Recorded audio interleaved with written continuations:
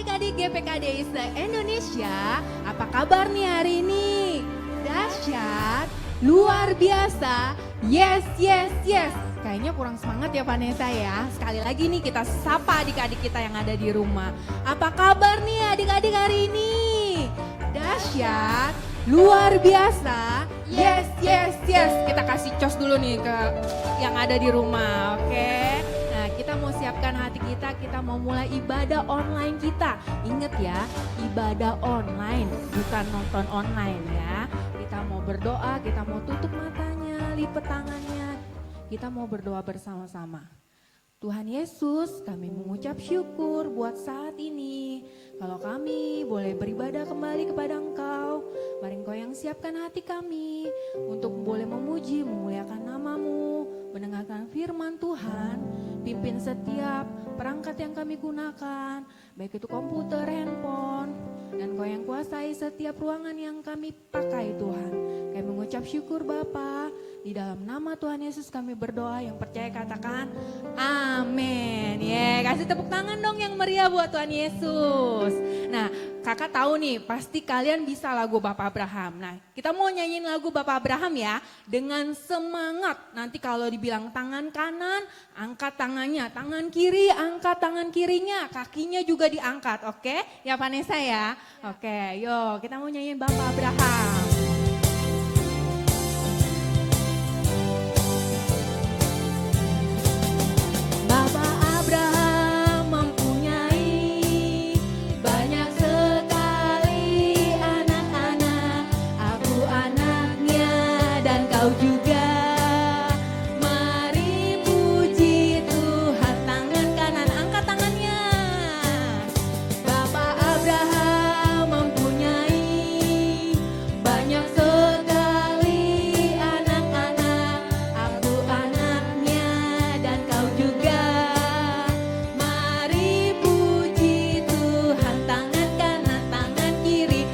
Dua-duanya ya. Bapak Abraham mempunyai banyak sekali anak-anak, aku anaknya dan kau juga. Mari puji Tuhan, tangan kanan, tangan kiri, kaki kanan, kakinya diangkat juga. Bapak Abraham mempunyai banyak sekali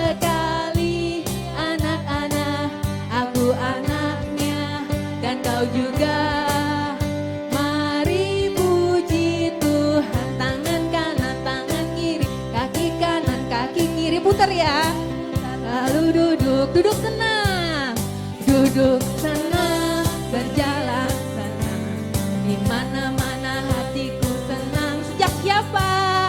Sejak Yesus tolong saya, hatiku selalu senang, duduk senang. Duduk senang, berjalan senang, di mana-mana hatiku senang. Sejak Yesus tolong saya, hatiku selalu senang. Hati siapa yang senang? Hatiku selalu senang. Kasih tepuk tangan yang meriah. Hatiku selalu senang. Yang mukanya senang coba lihat. Kasih ke kanan kirinya, ke mama papanya yang di rumah, seneng mukanya gimana Vanessa? Oh pasti ketawa ya. Oke, kita mau siapkan hati kita buat dengar firman Tuhan. Kita mau lipat tangannya, tutup matanya kembali.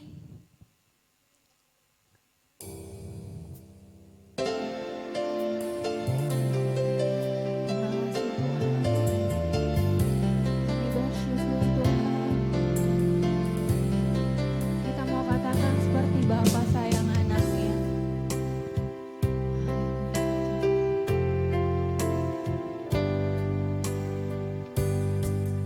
Bapak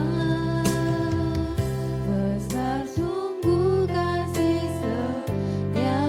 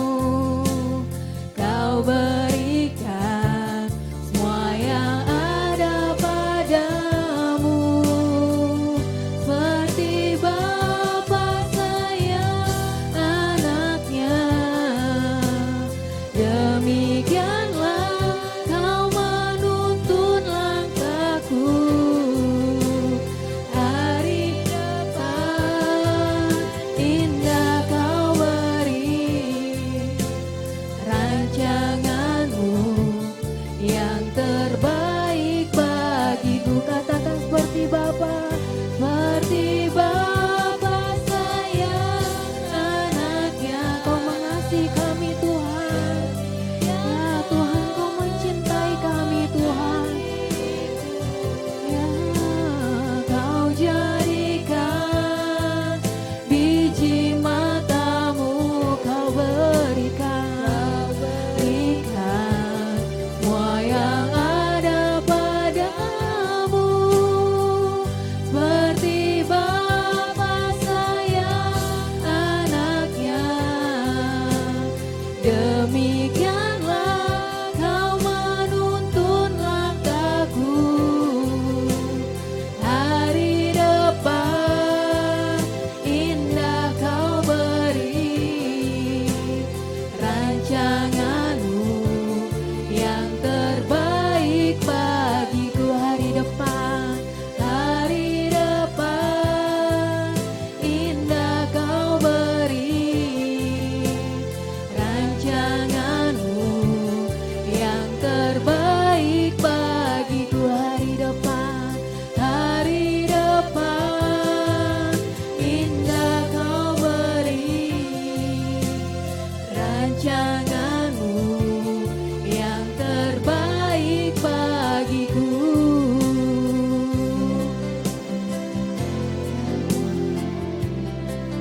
Benar Tuhan, kami percaya rancangan-Mu yang terbaik buat kami. Kau Bapa yang begitu mengasihi kami, Kau Bapa yang begitu mencintai kami dan gak pernah tinggalkan kami. Kami mengucap syukur Tuhan buat saat ini. Kalau sebentar kami mau mendengarkan firman-Mu, Engkau yang memimpin setiap kami. Jadikan kami tanah-tanah yang subur. Ketika firman-Mu disampaikan, itu boleh menjadi benih dalam hidup kami dan berbuah-buah lebat Bapa. Kami mengucap syukur Orapi, kakak-kakak yang akan menyampaikan firman-Mu, biar lewat setiap lidah mulutnya boleh menyampaikan kebenaran firman-Mu Bapa, dan mereka boleh diberkati Tuhan, kami juga diberkati Bapa. Kami mengucap syukur Bapa, di dalam nama Tuhan Yesus kami berdoa. Haleluya. Amin. Shalom adik-adik, jadi hari ini kakak mau cerita tentang kisah yang diambil dalam ayat Alkitab Mazmur 27 ayat 10. Sekalipun ayahku dan ibuku meninggalkan aku, namun Tuhan menyambut aku. Kakak mau beri judul Tak Dilupakan. Kakak mau cerita, seorang ibu membawa anaknya ke Bandung, namun kemudian ia meninggalkan anak-anak itu di tempat umum atau tempat ramai. Mengapa sang ibu tega meninggalkan anaknya sendiri? Sang ibu pun mengakui bahwa ia sudah tidak sanggup lagi dengan penyakit anaknya yang sangat parah. Karena anak itu sudah dibawa ke rumah sakit manapun tetapi tidak bisa disembuhkan. Jadi ibu itu berniat membawa anaknya itu ke Bandung untuk membuang anaknya. Kemudian betapa sakit hati si anak itu jika ia mengetahui sikap ibu kandungnya kepadanya. Begitu juga yang dirasakan oleh salah satu tokoh Alkitab bernama Daud.